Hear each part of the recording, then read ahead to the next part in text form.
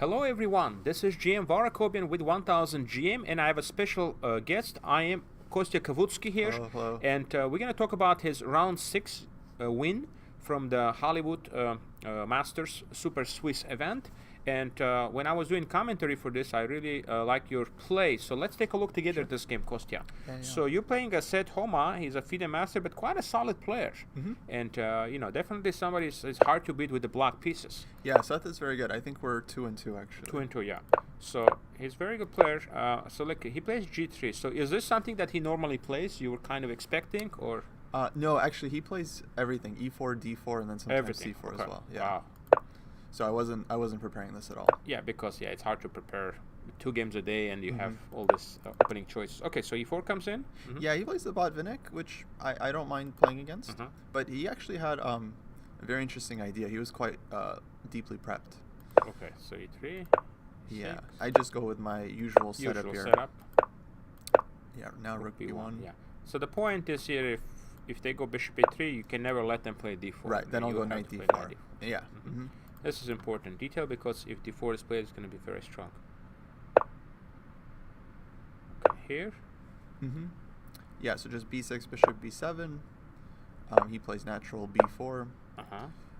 Queen D7. I'm just kind of sticking to the setup, but he was actually blitzing everything. B5. Wow, look at this clock, 134. Yeah. And so you were a little bit worried.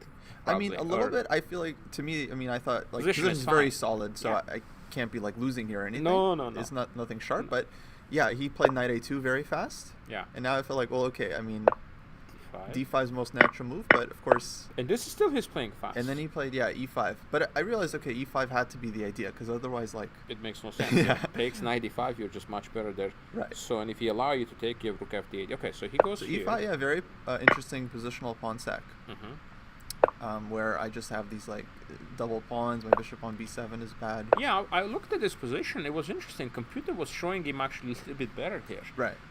But I couldn't tell exactly why. And I thought your position had enough cushion here that you were just not really going to be in big trouble at any point. But I guess it's very specific here. A4, wow. So this is his first thing. Looks like your Rook F8 move surprised him a little bit. I guess he was just maybe looking at the Knight F5 line.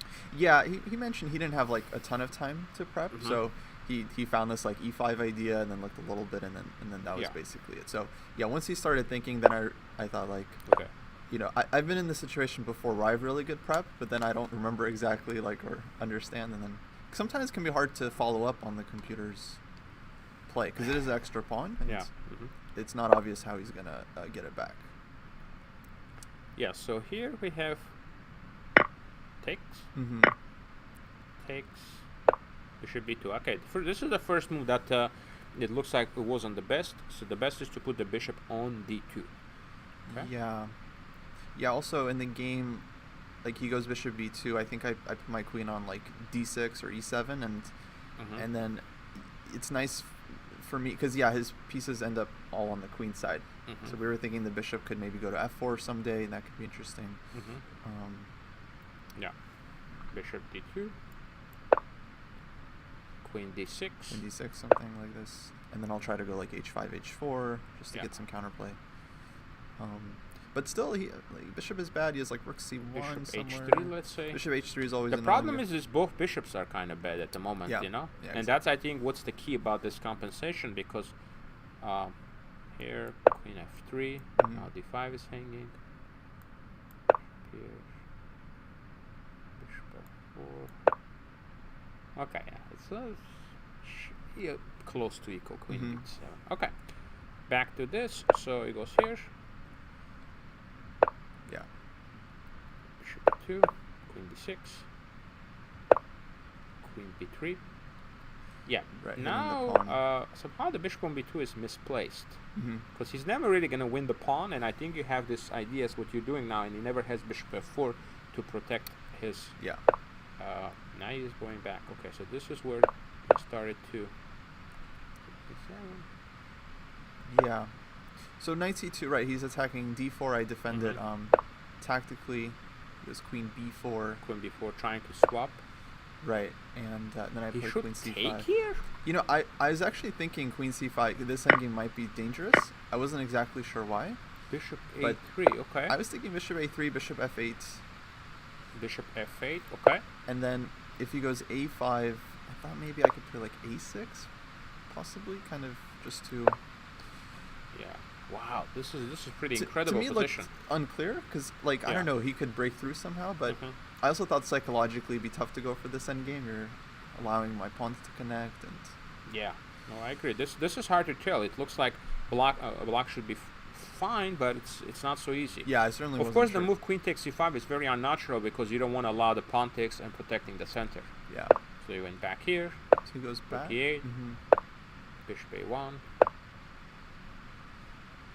Yeah, and basically I felt like he just kind of got stuck here, because as soon as he played bishop a1, now I thought, like, okay, well now I'm just, if I'm holding on to everything, I can just start creating counterplay. Now you're creating your counterplay. Yeah. This was a2. He had to play the move g4 here, apparently. Right, I was thinking if g4, I would throw in h3. And, yeah, this I didn't consider so serious. I just thought I'd take, and Just take. so it's like messy. He lost his light-scored bishop, like...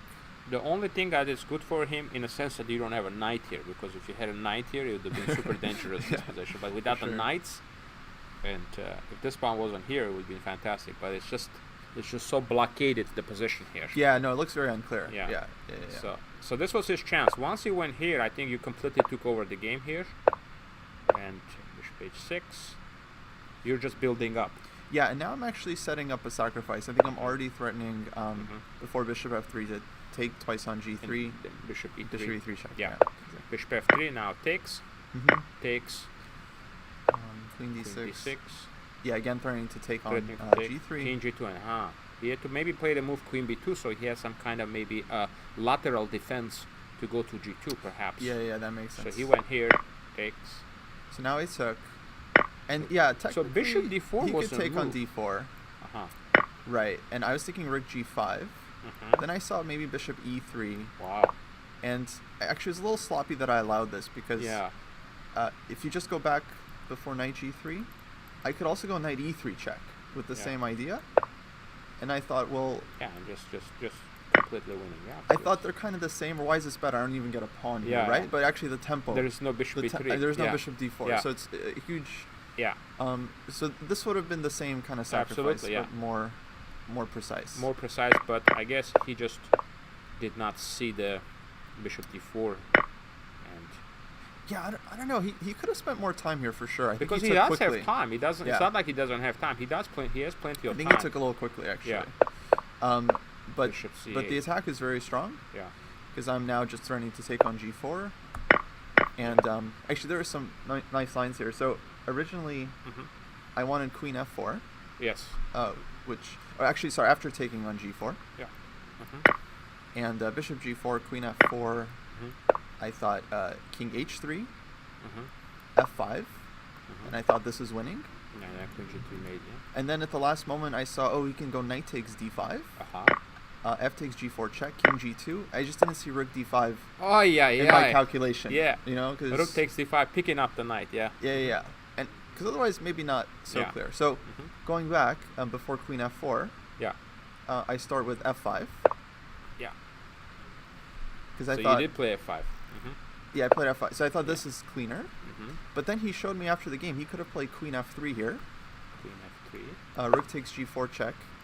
King h3. Somehow I didn't take this seriously, but he pointed out rook h4 check here, which is the very, very nice finish. Yeah. Yeah, that's nice. But to be fair, so I didn't see this during the game, but to be fair, after... Yeah, it looks like a lot of moves are winning. Yeah, and I thought like any move here, like, well, he's trying to take on d5 with check, so I thought even king h7, and like white has no moves, it's just getting mated, right? Yeah, absolutely. But yeah, I mean, I think the sack is ultimately working. Rook c1, he played this of the game, right? Yeah. He sacrificed the queen, It's but kind of last chance, but I think, not enough counterplay. Not enough counterplay for sure. And so this is nice. So this victory puts you at plus 1, 3.5 out of 6. And also you just mentioned you finished your last game against Zhao Jinchao. That was he's a very strong grandmaster. He was a 2600 player for a long time, and now you and still he's like a high 2,500 player. Was there anything interesting in that game, or? Honestly, no. I have to apologize to the fans a bit because I was playing white. Well, you were white. And okay. He played Botvinnik Semislav, very sharp line. Okay. And I just, maybe we can show it. Yeah, maybe show it, quickly. even though if it's theoretical draw here, close to the. Okay, yeah. So there's a. Okay, so the Botvinnik line. Yeah, exactly. So we reached a kind really of sharp. Yeah. They're interesting move order, but yeah, I played this before. He goes for this line, and it's super theoretical. Yeah. Yeah, and it's like I know this line is incredibly sharp. I know knight b5 is like a forced draw, but forced draw, yeah. It's like I have no idea how to play the position. So I was thinking either we play and knight e4. He knows everything here. Yeah. He's gonna crush me. Yeah. So I'm really sorry for everyone that was following my games, but this is that line. Okay. I don't think either side can really. Well, it's okay. I mean, just I'll give you a little bit of time to rest and try to focus on the last two games. I'm gonna go study this line and figure out how to play. This is a very interesting line. Absolutely, I have some games in this line. You know. Okay. Well, this was very good, Kostya. Thank you very much for the interview, and we wish you good luck in the last two rounds. And so far, I think I asked you this before. You're happy with the conditions, the venue? Yeah. Okay. Really, really nice tournament. Absolutely, yeah. Thank you very much for playing, and we'll see you soon. Okay, Thank you. All right.